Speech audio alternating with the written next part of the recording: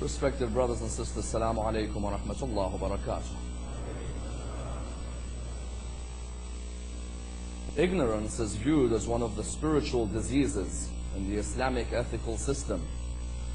As we know, the Islamic ethical system divides spiritual diseases into three: diseases of the intellect, diseases of anger, and diseases of our desires.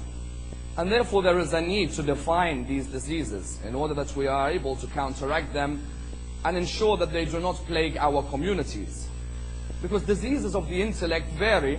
As an example, one of the diseases of the intellect is doubt. When a human being constantly undergoes doubt and constantly doubts what solutions come towards the question that comes towards them, you find that they never achieve peace in their life. And that therefore this is seen as being one of the diseases of the intellect. Another of the diseases of the intellect, as an example, is to constantly be perplexed. There are people, and everything they encounter in their life are perplexed with that which comes in front of them, and therefore scholars define this as one of the diseases of the intellect. But arguably the most important disease of the intellect, which affects many human beings, is the disease which is known as ignorance. As we know, ignorance can be individual as well as collective. And the idea that many of us would have gone through a period of ignorance in our life, as in many human beings would be ignorant of certain facts at times in their life, of certain figures at times of their life, maybe ignorant of certain parts of history, and therefore you find that ignorance may affect us on an individual level. Likewise, ignorance may affect a community, in the idea that when a community is stagnant and simply follows rituals without inquiring as to that which they follow, then you find that that community goes through a phase which is a phase of ignorance.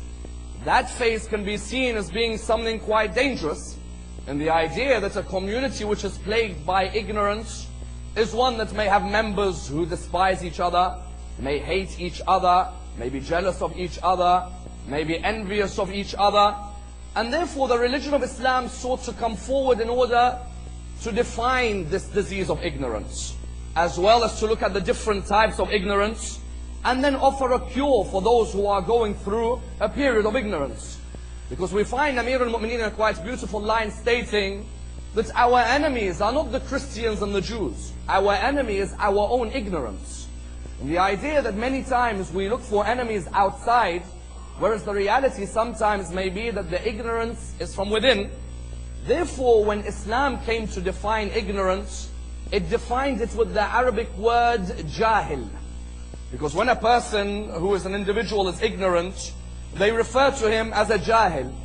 If it's a collective period of ignorance, they refer to it as jahiliyyah. When there is a community where ignorance has gone deep, or a period of time which has plagued the thoughts of people, then they refer to that period as a period of jahiliyyah. And that's why within Islamic thought, ignorance is divided into two: jahal basit wa jahal murakkab. What is the difference? Jahal basit is the jahal which is termed in the English language as simple ignorance. And that is what can affect many of us. And the idea that many of us may have a speciality in one field, but we are not so good in others. You may find many mathematicians who are not great historians, or many scientists who aren't so great in literature. Ignorance in the simple level is when a person acknowledges that they do not know every fact and figure. When a human being acknowledges that there are certain areas in my life which I am ignorant of. That's why we oppose the idea that ignorance is bliss.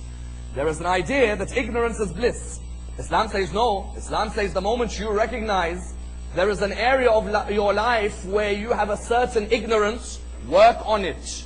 Stay studying it, so that area is removed from your life. You find, for example, some people admit that we are not so good with Islamic history, or we are not so good with jurisprudence. Very good. Simple ignorance is when you admit it. But then the idea isn't that ignorance is bliss. No, then the idea is that a person endeavors to work on those areas, that areas where I know I am not so bright in, or not so knowledgeable in, are areas that I have to work on. That's why Confucius used to say that real knowledge is knowing the extent of one's ignorance. And it's quite a beautiful line. Real knowledge isn't how many facts and figures you know.